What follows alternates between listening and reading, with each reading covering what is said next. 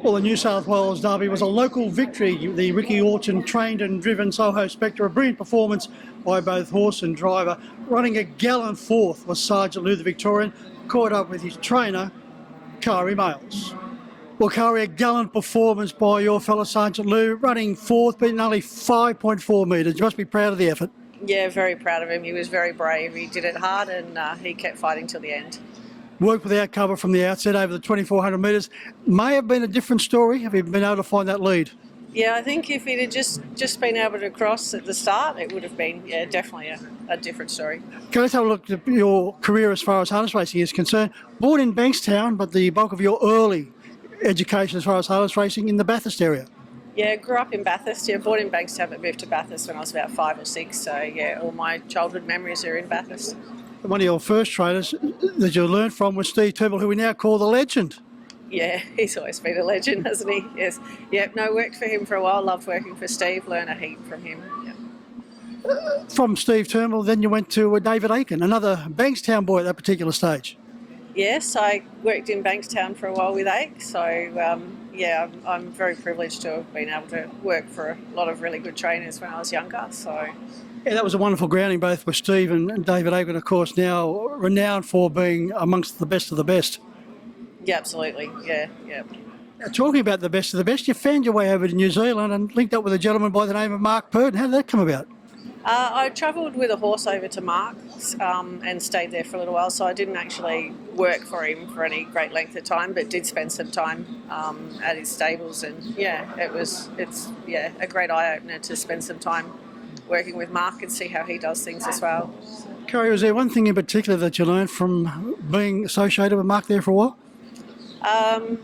I think the biggest thing with Mark is his patience and his care to detail. Like he just takes in, and Steve was very much the same. Like a lot of the good trainers have a very good eye to picking up all the minor things, which makes a difference. Kari, your career in harness racing may well have stayed in New Zealand, but for a wedding. Yes, I was actually enjoying working in New Zealand at one stage, other than I had to come back because I was a bridesmaid at Craig Turnbull's wedding. So yeah, I came back as late as I could, but yeah, had to come back. So how did this new stage of your harness racing career unfold? Where I am now? I finished up meeting my now husband in Bankstown, and so then finished up. I was actually probably going to head back to Victoria. I'd spent a little bit of time when I was at uni doing work experience with Gavin Lang. So then when I met Paul in Bankstown, he had a team of horses up there. I finished up getting a job with Gavin and heading back to Victoria. Apart from Gavin, who is just one of the Hall of Famers, one of the legends, Gavin Lang, but there's also an association. Coming back to the Bankstown theme, because Peter Walsh worked a long time for David Aiken during his golden period at Harold Park, but you also had some experience with Peter. Yeah, I also worked for Peter, another one that's got a very good eye for detail, and I started off with him taking a team for him or a few horses for him up to Queensland, so I was up there for a little bit and in New South, and then down in Victoria. Apart from Sergeant Lou, you've certainly enjoyed a lot of success with some very smart horses, San Domino and Red Hot Tooth in particular.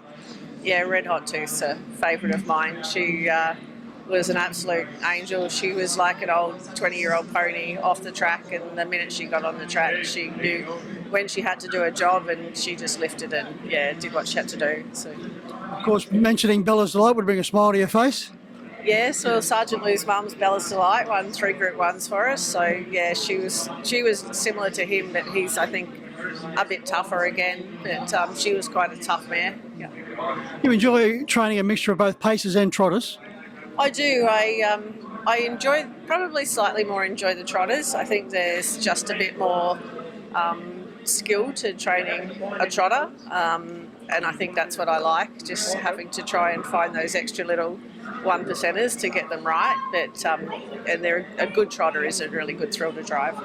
A very interesting training setup, very much like the Colin Hayes as far as the thoroughbred was concerned back in those days. Of course, David followed on. A bit of a mixture of clockwise and anti-clockwise.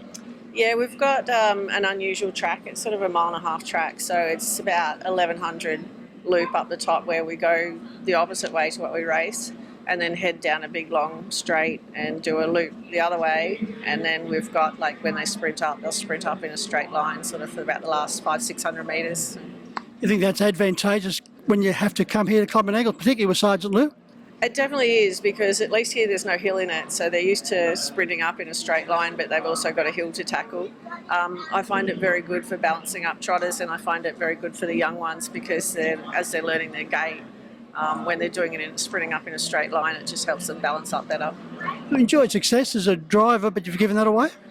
Yeah, I gave up driving away a long time ago. I probably my biggest win was Ararat Cup, but I did win one at Moonee Valley, but yeah, I then had kids and got busy doing other things. So yeah, I just stick to the training side of it.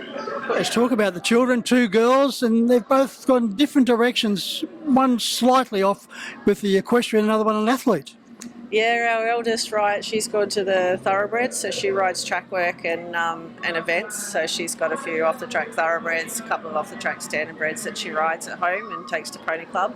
And the youngest one is she's a middle distance runner, and she spends all her life running. So yeah, she's been quite successful in winning at nationals and things like that. So yeah, she's loving that side of it as well. Kari, you're a big supporter and an ambassador for Hero. Yeah, always try to support Hero. Our eldest daughter was an ambassador for Hero for a while there, and the travelling mate of Sergeant Lou, Turnpike Cruiser, has led out a few of the big races for the Hero program, and yeah, he got the job of coming up as stable mate for Sergeant Lou this weekend.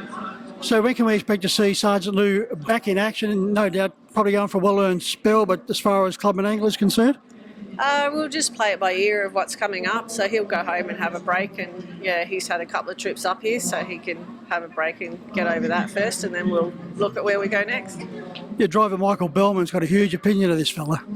We've all got a huge opinion of him. Yeah, he is incredibly tough, and yeah.